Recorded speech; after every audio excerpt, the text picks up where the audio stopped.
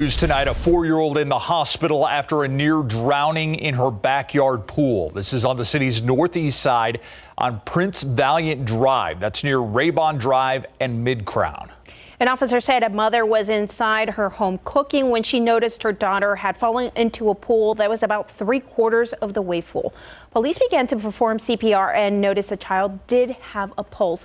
She is now at the hospital, but an update on that child's condition has not been made available. More than 600 laws in effect in the Lone Star State as of midnight last night. 2 of them meant to crack down on this. Street racing, seen in San Antonio across communities in the state.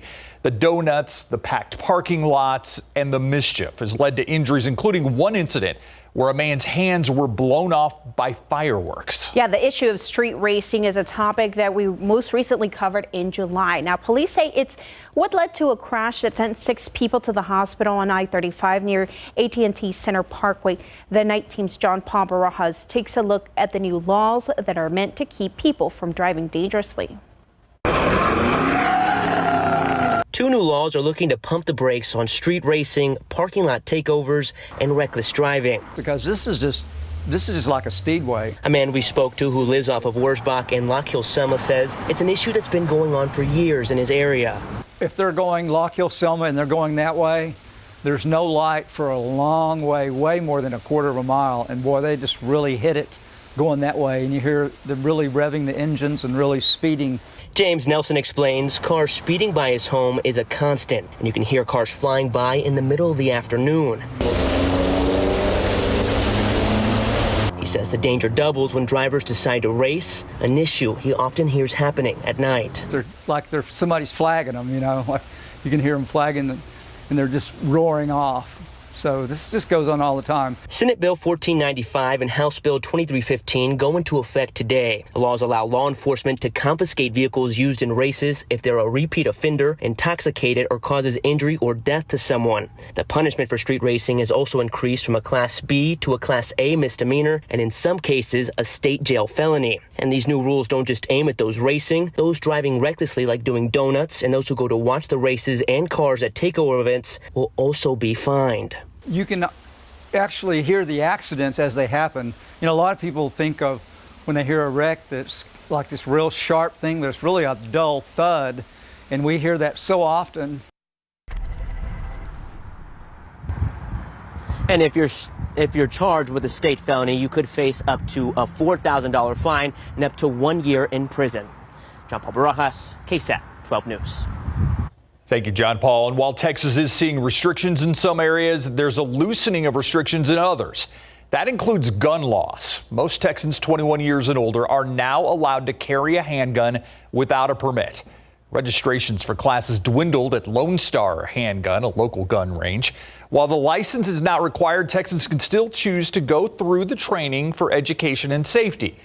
The change in law does not apply to those convicted of a felony. Texas is now the 20th and the largest state to allow some form of the unregulated carry of a firearm.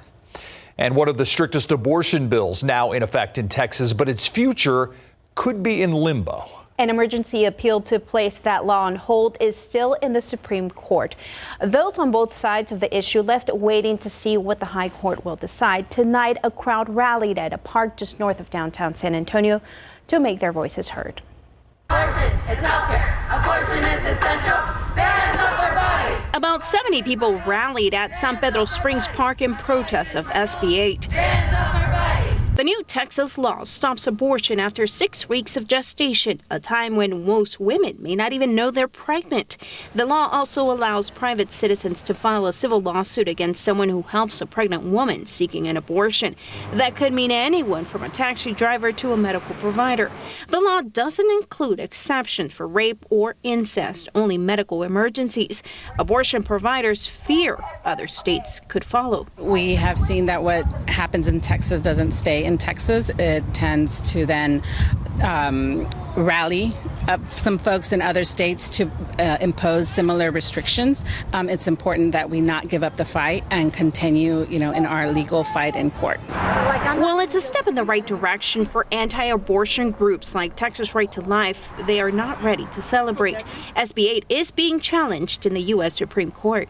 We're going to help those women who are in unexpected pregnancies in Texas. We're going to take our success legislatively to other states and make sure that more preborn babies are protected. Texas abortion providers are waiting to see if the U.S. Supreme Court will put a stop to the law. They hope an announcement could come this week. Planned Parenthood has 5 locations in San Antonio. 2 of those provide abortion services, but those are closed for now. Turning to the pandemic here at home, a community now leaning on each other as they pray for a Park police officer battling COVID-19. Neighbors and friends showed up in support of Park Police Officer Jay Pena. They say he was not vaccinated and contracted the virus before ending up in a coma. His wife, who's also not vaccinated, did catch the virus, but she is actually recovering. Pena's family and friends now hoping he will be able to pull through. Cases of coronavirus in our hospitals continue to decrease tonight, but a majority of those cases are among the unvaccinated. 1,302 patients remain hospitalized, 18 new COVID-related deaths confirmed today. The 7-day average increasing to about 1,200 new cases of coronavirus Bexar County experiencing each day. Health officials reminding you to protect yourself by masking up and getting the vaccine if you're eligible. Right now, the search is on for a missing San Antonio teen. The search growing even more desperate because police say he suffers from a medical condition which requires a doctor's care. Take a closer look. 16-year-old Ryan Wesley Wren Jr. was last seen earlier today on Shadow Glen, not far from Babcock and Medical Drive. He has a surgical scar on his upper lip and wears glasses. If you know where he is, call the San Antonio Police Department Missing Persons Unit at 210-207-7660. It was a major operation at one San Antonio home. City crews in suits and masks pulled pets from this home on Harding. This is on the city's south side. Animal Care Services calling this one of the largest animal seizures in years. Just in very deplorable conditions, a large amount of roaches inside. So when that happens, we can't leave those animals in those horrible conditions, so we had to intervene with a warrant. 51 dogs and 28 cats taken out of this one home. Crews say they tried to get the owners to surrender the pets. They refused. Animal Care Services now checking each animal for any health problems. A hearing will then decide whether the owners can keep any of these animals. In a separate seizure of animals, one man accused of neglecting to care for his horses at his home in Von Ormy. 62-year-old Stephen David Olson did not offer any explanations as he walked before our camera. The Bexar County Sheriff's Office first called to the home just southwest of San Antonio after reports of malnourished horses. Deputies seized 8 horses back on August 13th. Another 2 counts of animal cruelty were added after investigators discovered 2 of the horses were pregnant. Investigators say the horses had even tried to take bites out of the wooden poles on the fencing out of hunger. The remnants of Hurricane Ida threatening to unleash life-threatening floods across the northeast United States. Take a look at the rescue operation in Pennsylvania. Crews saving more than 40 children from a school bus trapped in fast rising floodwaters. From Pennsylvania to Connecticut, the flash flooding threat at its highest and rarest level. Also, a tornado spawned by the storm in Maryland caught on camera. In hard-hit Louisiana, food, water, and gas are in short supply. Some places may not have power for weeks.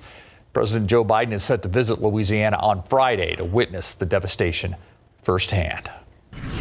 And there's actually about a handful of confirmed tornadoes in the state of Maryland from the remnants of Ida. And it's the right side of those storms, those systems that used to be tropical. They still have a lot of energy on that right side, and that's usually where you get the severe weather, and that's where we've been seeing it. That is all gradually coming to an end. And around here, we had a couple of pop-up showers closer to the Gulf coastline. A few even crept into Lavaca County and Gonzales County earlier today. But by and large, our forecast is looking fairly dry. Yeah, we can't rule out a few pop-up showers here and there the next couple of days, and then again as we get into next week. But overall, I think we're mainly going to be dry, and don't get your hopes too high for any rainfall. We'll be back to talk temperatures getting closer to 100 coming up. All right, thanks, Adam.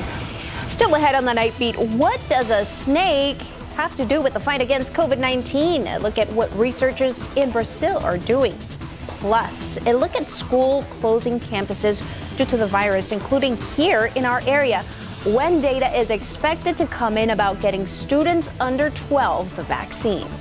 And it's a video you probably saw on your social media pages, but are the claims surrounding this helicopter and the person hanging from it true? We take you through the trust index next on the Night Beat. You know, misinformation has been plentiful since the Taliban took over Afghanistan, and we want to talk about a video you may have seen on social media this week. We're not going to put it through the trust index after many claimed it was much more gruesome than it actually is. The 11-second clip showed a man suspended from a helicopter. There you see it. The BBC uncovered additional footage showing the man is alive. Officials in Kabul told the BBC that the flight was an attempt to fix a flag over a public building. The man dangling from the helicopter was actually wearing a harness. The Washington Post reported the same. Multiple outlets found that the original claim of a man being hanged from that helicopter came from a satirical comedian on Twitter. And as our trust index indicates, claims of a man being hung from a helicopter in that video are simply not true. Cases of coronavirus forcing schools to close. We told you about Medina ISD announcing a school closure last week. Floresville ISD extending Labor Day weekend to address the rising COVID cases on their campuses. And now a Central Texas school district is feeling the impact. Connolly Independent School District officials closed its 5 suburban Waco schools after 2 teachers died last week of COVID-19. The concern spreading in other parts of the nation as well. In Tennessee, 2 counties closing schools because of the rise in COVID cases. Both counties taking the rest of the week to clean the campuses. The CDC director maintaining schools are still safe if they follow CDC guidelines like wearing masks. When it comes to getting vaccinations for children under 12 years old, data is expected to be ready for review by early fall. All right, could a snake help in the fight against COVID-19? Brazilian researchers say they found a molecule in the venom of a specific snake called the Zararacuçu pit viper. It hinders COVID-19 reproduction in monkey cells. They say it could be the first step in making a drug to fight the virus. Next up, researchers will evaluate how well different doses work in combating the virus and hope to test the substance in human cells, but they offered no timeline. And there's some misinformation hurting in this fight against COVID-19. Some people have even turned to animal products like ivermectin, but that's already led to calls for poison control. The CDC saying overdoses on that product can lead to seizures, being in a coma, or even death. Mayor Ron Nirenberg pleading with the public to stay safe and trust local health professionals amid this pandemic. Please don't self-medicate, get a doctor's care, but better than that, do what you need to do to prevent getting COVID in the first place. And there is a tool to offer protection against COVID-19, and it's free. Check out the list of pop-up vaccine clinics for the week. The first one taking place at 9 in the morning tomorrow at the Las Palmas Library. Remember, you can also get your vaccine for free at your local pharmacy. Our coverage continues on the more than 600 new laws taking effect in Texas. One of those laws allows Texans to include alcohol in those takeout orders. It's a shift we first started seeing during the pandemic, and it's now here to stay. Shopping for alcohol on Sundays is also changing. Beer and wine sales will be allowed to start at 10 a.m. on Sundays instead of noon. The extra 2 hours expected to bring in a small boost in sales. The widening window will also cut down on cashiers having to keep customers waiting before they can complete their purchases for their Sunday mimosas. You seem very specific in exactly what you were talking about there, Pat. I mean, Sunday, brunch, mimosas, all right. kind of goes. I just noticed. All right, 87 degrees out there. It was warm. It was today. Hot. It was really hot. Really I hot. was out there. Yeah. Hopefully it's coming to an end soon. I'm sorry, did I? Adam just laughs. All right. Yeah, that's that, I don't think that's the reaction Patty was going for. Is that too obvious? Excuse me. Well, we're now into September, and keep in mind the hottest temperature on record in San Antonio happened in September, and that was 111 degrees on September 5th back, I believe, in 2000 or early 2000s. Anyway, we're getting closer to 100 degrees. And by the way, we've been dry. Stage 1 watering restrictions for SAWS customers, and we're hearing from New Braunfels that they have entered Stage 1 watering restrictions. Minimal rain chances in the days ahead. We talked about that, and we're making a run at 100 degrees. We have yet to do it this year. And take a look at this today. We made it up to 99 degrees officially at the airport in San Antonio, our official climate site. I know other parts of Bexar County in the city have hit 100, but not at our official climate site at the airport, the International Airport. 99, average is 94, record 102 today. Here's a little climatology for you for the first 100-degree day. Remember, we have yet to hit that this year. The average first 100-degree day, June 26th. The earliest it's ever happened, February 21st, back in 1996. And the latest it's ever happened, September 1st, 1985. That is until 2021, should we actually hit 100 degrees over the next few days. But keep in mind, there have been 23 years with no 100-degree days, so that's not unheard of either. Temperature-wise today, you see most of the state just well into the 90s. You get to Del Rio, high of 103, along with Laredo. Cotulla made it to 105, Pleasanton even triple digits. And even around town, we talked about the CPS Energy Saver Day. Here are the results. We saved an estimated 211 megawatts of energy between 2 and 7 p.m. That's enough to power 42,000 homes for 1 hour during the peak heating of the day. We're still at 87 now. Dew point is 74, so it feels like 95. 84 in Bandera, Canyon Lake 86, 88 Stinson, Divine 85. Fairly similar temperatures now, but still some 90s south and west of town. So this is one of the warmer days that we've seen so far this summer. And take a look at our high temperatures. We'll still be well into the 90s the next few days, but I think our closest run or our best shot at hitting 100 would be over the weekend. And one reason is because we'll see afternoon dew points drop off and some drier air in the afternoon. All right, let's talk our weather pattern here. Good to see some showers in West Texas and New Mexico, especially in drought-stricken New Mexico. We talked a little bit already about the remnants of Ida now moving out of New England after causing severe weather up and down the mid-Atlantic and into New England. Remnants of Kate, what was a tropical storm, not much there now. That's completely dissipated. Now we have Larry, Tropical Storm Larry, strengthening, heading toward the central Atlantic by Monday, likely as a Cat 3 storm then. Something we'll keep you updated on, nothing to worry about now. And this area we've been talking about for the potential future development several days from now is actually seeing the probability drop off a little bit. Nothing to worry about right now. 78 in the morning, 97 by the afternoon. That 10% chance of a stray shower or two. And of course, triple digits in the typical spots closer to the Rio Grande and south of town. Looking at the weekend, right near, if not at 100, and then rain chances come back again a little bit into next week. I mean, technically 99. It's like 100. It's going to hit 100. It's going to hit. All right, Greg, help me understand this. Just because you get cut doesn't mean you're necessarily going to be part of the team. Well, keep in mind, after COVID-19 pandemic, they expanded the practice squad to cover some of those issues that plagued them last year. So the practice squad is actually expanded. That means more people can make that squad now, including one player from Monterrey, Mexico, has become quite popular thanks to Hard Knocks. And Jimbo Fisher has a new contract extension that comes with a raise. Coming up.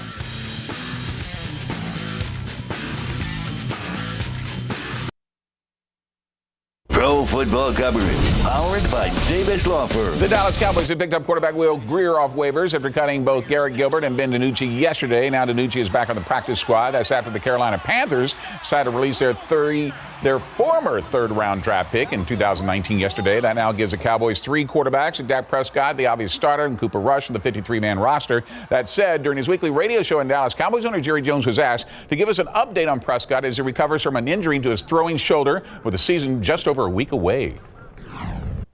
Very encouraging from my viewpoint.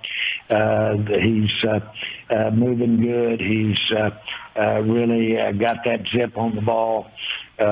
We know that he's been throwing with his key receivers for a few days out there the last few practices. And so, frankly, as far as him being able to execute the throws and move around the way he should against Tampa, I don't have any concern at all about that. Also making the practice squad, offensive tackle Isaac Alarcon from Monterrey, Mexico, is one of the stars of Hard Knocks, thanks in part to his mom, who cheered him on as he fought to make the team. The New Orleans Saints regular season opener against Green Bay Packers will now be played in Jacksonville. That's following Hurricane Ida that hit New Orleans. The team has been relocated to the Dallas area last Saturday to prepare for the regular season opener at AT&T Stadium, but that stadium has a concert booked for September the 12th and was unavailable. The Saints played 3 of their regular season games in the Alamodome 16 years ago following Hurricanes Rita and Katrina, but the NFL likes for games to be played in NFL stadiums now due to the new replay rules. The Saints' next 2 games are on the road, and it doesn't appear the Superdome suffered much damage this time around.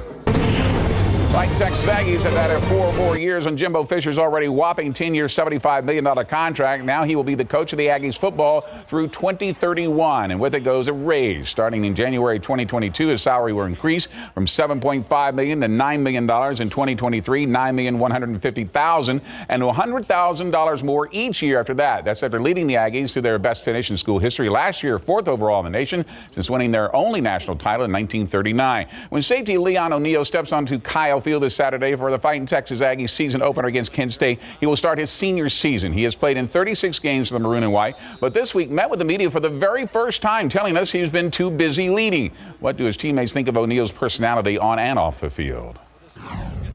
Leon, talkative, excited, just driven, like you can tell when somebody has passion for the game when they talk. Not only because of what they're saying, but the emotion behind what they're saying and the tone behind it. I think football, since I've been around it, has been a way of life for me, off the field, more than on the field. It taught me how to be a man. Growing up with the adversity that I went through, football always got me through it. Just with the guidelines and the principles and the discipline that you got to go by with football, you apply it in life, and it kind of helped me a lot. The 6th-ranked Aggies will kick off their 2021 season at 7 p.m. as 28.5-point favorites against Kent State at Kyle Field. The game of the week on KSAT 12 Me TV. Next. Here we go. The KSAT 12 Me Texas Sports Productions Game of the Week will feature the Brandeis Broncos against the Warren Warriors tomorrow night. This will be our second live broadcast of high school football in San Antonio on our 12.2 over-the-air channel. The Broncos are coming off a lopsided 33-7 win over neighborhood rival O'Connor last week to help kick off their 2021 season. That's after their game last year was called off due to the COVID-19 pandemic. Meantime, the Warren Warriors are coming off a 32-13 loss against 5th-ranked Smithson Valley Rangers before facing Brandeis this week in a non-district game. That's after the Broncos are moved to District 28-6A. What's important about facing them is that we just execute what we want to do and that they're a pretty good team. Their running back is pretty good. We have to shut him down. Just keeping these kids positive, through these first 3 games and understanding what it means, I think is the most important thing. And our coaches have done a great job of staying positive with our kids, and we're going to continue. We got a great team, and, I look forward to continuing to watch them grow. Kickoff between Brandeis and Warren tomorrow night, slated for 7 p.m. at Gustafson Stadium. You can see that game live on KSAT 12's Me TV, thanks to Texas Sports Productions. Don't forget to join us on our Big Game Coverage app this week for live broadcasts of Texas high school football games in and around San Antonio, courtesy of Texas Sports Productions. This week, it will include Judson versus Lake Travis live from Austin. You know that one will get a lot of views, and we had over 48,000 viewers over the course of Thursday, Friday, and Saturday. And that was just on our app alone, and we're looking for even bigger and better this week with that big Judson game. Yeah, just build the momentum. You got it. Yeah, thanks, Greg. Thanks, Greg. We'll be right back. All right, check this out. Police in Wisconsin escorting a special delivery. This sculpture of Wooly the Mammoth has been on display in Fish Creek, Wisconsin for years. Look at him rolling down the road there. Crews guided the steel and concrete structure to Sturgeon Bay yesterday. The area was named an Ice Age trail community last year. Wooly expected to help promote the region. Very cool. Can you imagine driving by that? Quick, double take.